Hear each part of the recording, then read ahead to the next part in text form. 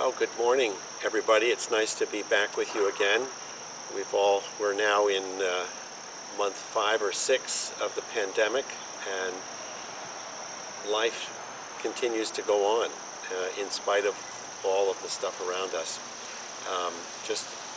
I've been involved in the parish over the last couple of months, realizing that life really does go on.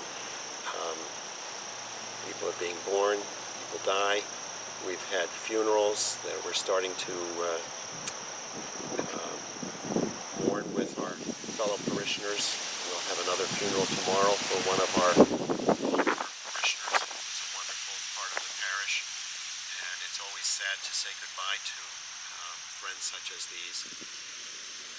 But life does go on, and in fact, babies are still being born. And I've also been in touch with families whose children are getting ready to be baptized.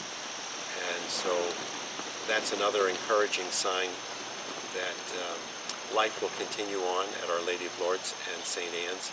In fact, we'll have a baptismal prep class on Saturday morning, the 19th of September.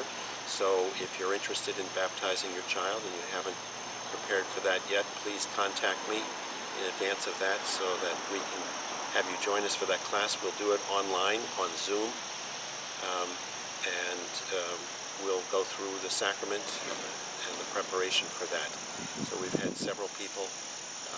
As long as we gather in groups of less than 25 now, we can do it outside of Mass, or we can do it as part of Mass. So please contact me if you are one of those families who's had a recent birth and you haven't had a chance to baptize your child yet.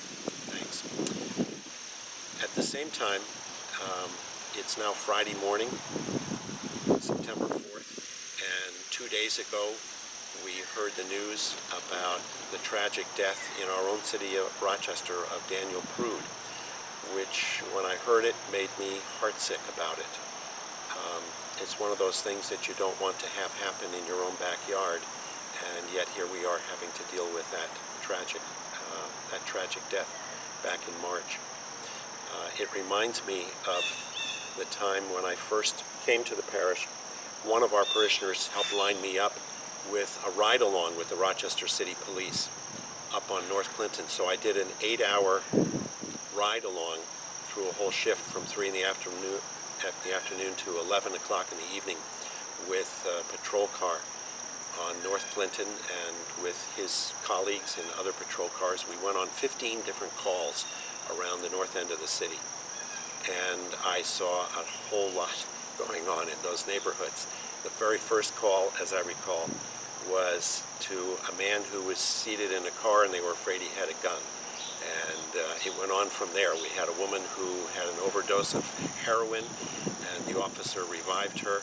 We had a woman who was threatening suicide. She was in a homeless condition. We had somebody escape from a group home without his meds. We had teen conflicts. We had family conflicts.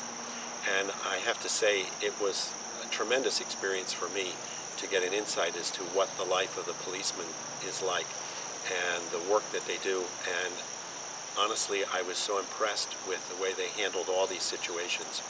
Most of what they did, most of the time that we spent, was in conflict resolution and in de-escalation of problems on the street. And the tact with which they handled people was wonderful. So it is doubly heart-wrenching to know and have had that experience with so many of the Rochester's police officers who do such a great job from day to day, to hear this news about the death of Daniel Prude.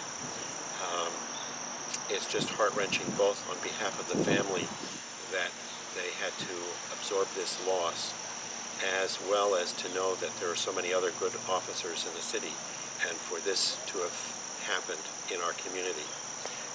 Just this morning, we were at morning prayer and reading these verses. Now in Christ Jesus, you who were once afar have been brought near through the blood of Christ. It is he who is our peace, and who made the two of us one by breaking down the barrier of hostility that kept us apart. There's such a great tendency to want to divide the world into these dualisms of us and them, black and white, Democrat or Republican, upstate, downstate, Catholic, Protestant, Christian, Jew, Muslim, all these little groups that we like to put in people into. And yet, what we're told is that through the death of Christ, he has put to death all those enmities. And we are to join with Christ in the ministry of reconciliation. So as we approach this weekend, coming up the holiday weekend, I would just bring my best wishes to you and your families, that you have a blessed and safe time together, but also the encouragement for all of us to look at our lives and the people that we encounter. How are we going to be agents of that reconciliation that has brought all of us together? Because actually we are all one, and all those differences are really very superficial, and underneath it all we are all children of God. So may God bless you all, and thanks again for letting me talk with you today. Bye.